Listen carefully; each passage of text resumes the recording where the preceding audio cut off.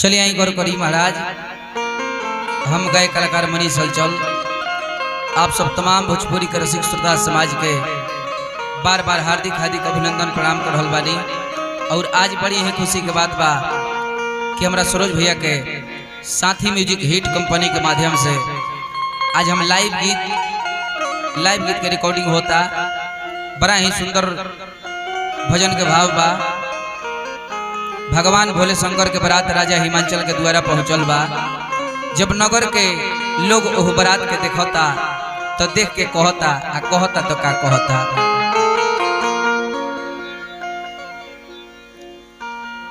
कि बर बौरा हवा देखनी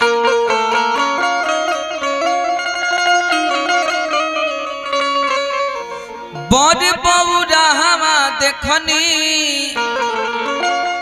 अरे गौरा के घरवा डरवाला के माई रे।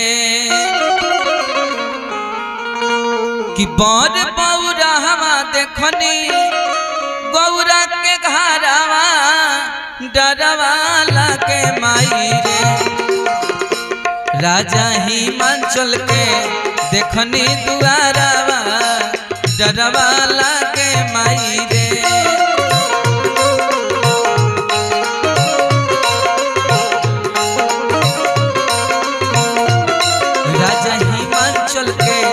देखनी दुआरवा डरवाला के माई रे।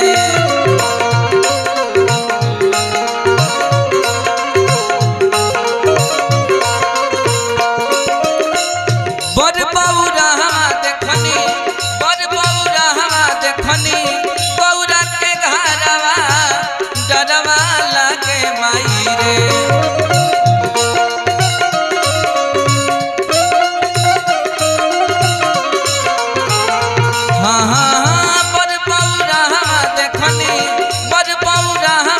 गौरा के घरवा डरवाला के माई रे। राजा हिमांचल के देखनी दुआरवा डरवाला के माई रे।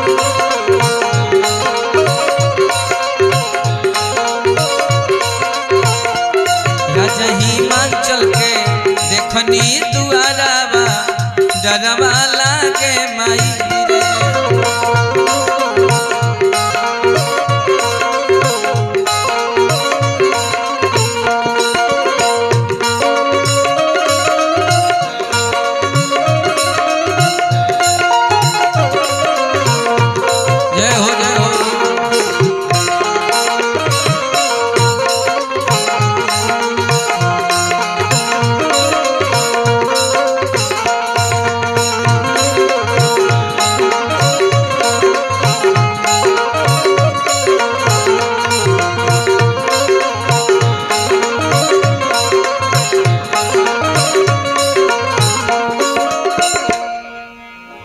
गौरा के बर ऐसन देखनी कहीं ना ऐसन।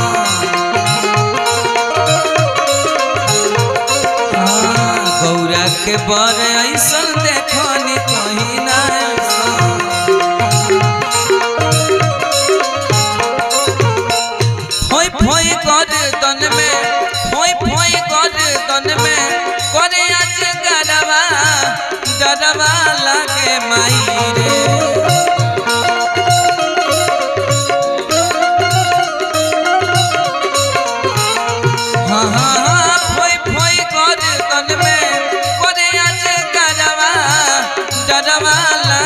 राजा हिमांचल के देखनी दुआरवा डरवाला के माई रे।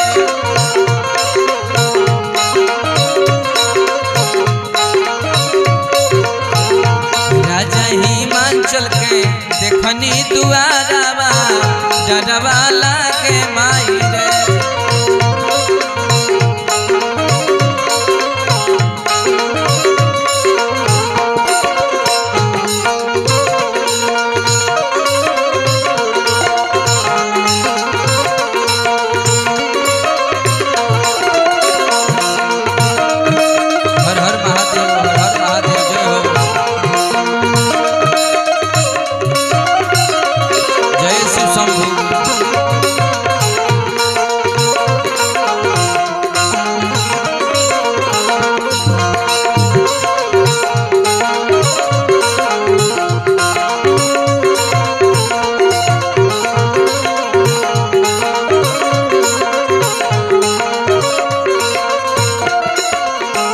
भभूति लगवले अंगा जोगिनी के ले ले संगा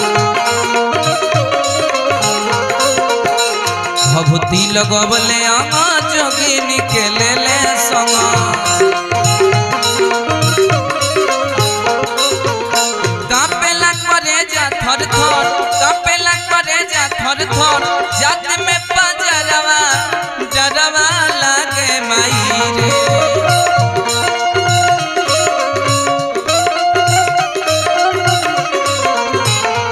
कापेला करे जा थर थर जात में पजरवा डरवा लागे माई रे राजा हिमाचल के देखनी दुआरवा डरवा लागे माई रे